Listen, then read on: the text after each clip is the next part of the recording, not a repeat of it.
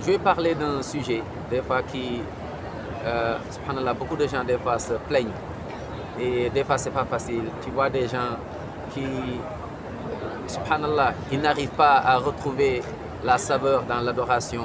Et des fois, il y en a même, ils ont envie de tout lâcher, de tout abandonner. Pourquoi? Parce que il y a cette, subhanallah, shaitan, il est derrière donc, ce point, à savoir donc le waswas. Tu vois, quelqu'un te dit, j'arrive même plus à lire le Coran, même quand je vais aux toilettes, même pour dire l'invocation, j'arrive pas, je reste là-bas pendant des minutes et des minutes. Des fois, même pour la prière, j'arrive pas à lever ma main, c'est comme si j'ai rien fait. Quand je lis le Coran, c'est comme si j'ai rien lu. Des fois, je prie, mais c'est comme si j'ai pas prié parce que je me dis, j'ai fait une raka. Des fois, à chaque fois, ça me fait, des fois, je doute même sur ma croyance, sur Allah et tout. Shaitan, il travaille. Le prophète sallallahu alayhi wa sallam nous l'avait déjà prévenu, alayhi salatu wa salam. Il a dit que Shaitan ne vous lâche pas.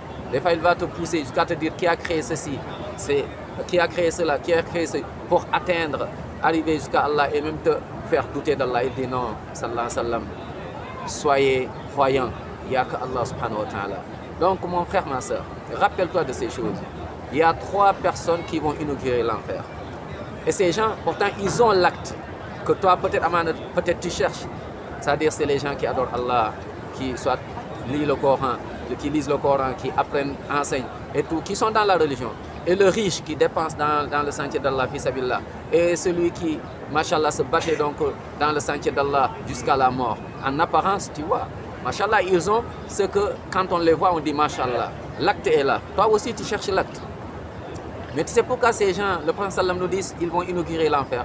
Parce que le plus important, à l'intérieur, n'a pas été, pour Allah subhanahu n'était pas propre. C'est-à-dire, l'intention n'était pas là.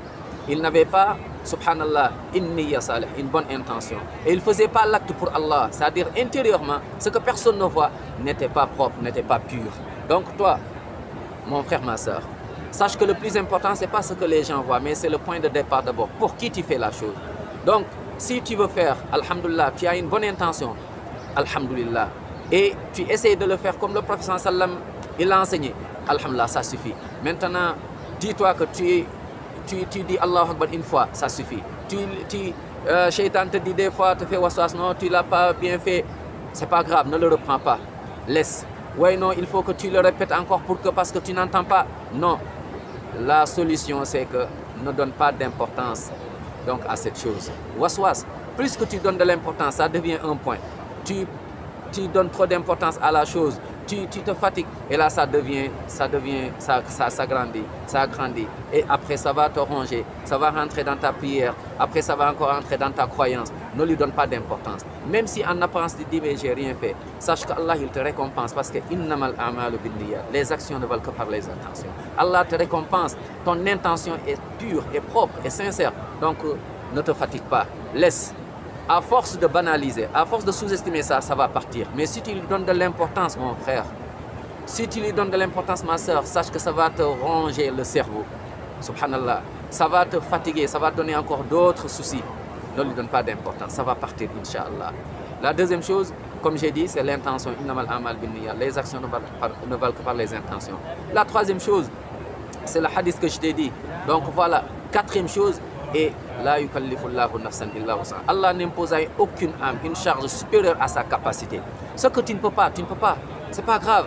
Allah va te récompenser, subhanahu wa ta'ala. Même si en apparence tu n'as rien fait, laisse tomber. À force, ça va partir et après tu vas retrouver la vie normale et tu vas retrouver le goût, la saveur dans ton adoration.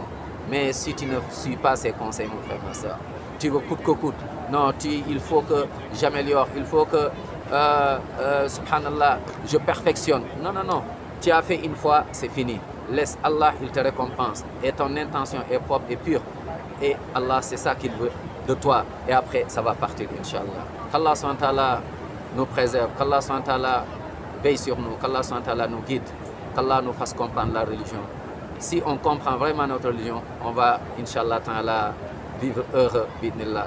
Mais si on ne comprend pas la religion, on va rentrer dans des détails, on va rentrer dans des pièges de shaitan et après ça va nous gâcher la vie d'ici-bas et pire encore, l'au-delà, qu'Allah nous en préserve. Amin ya Rabbal Alamin.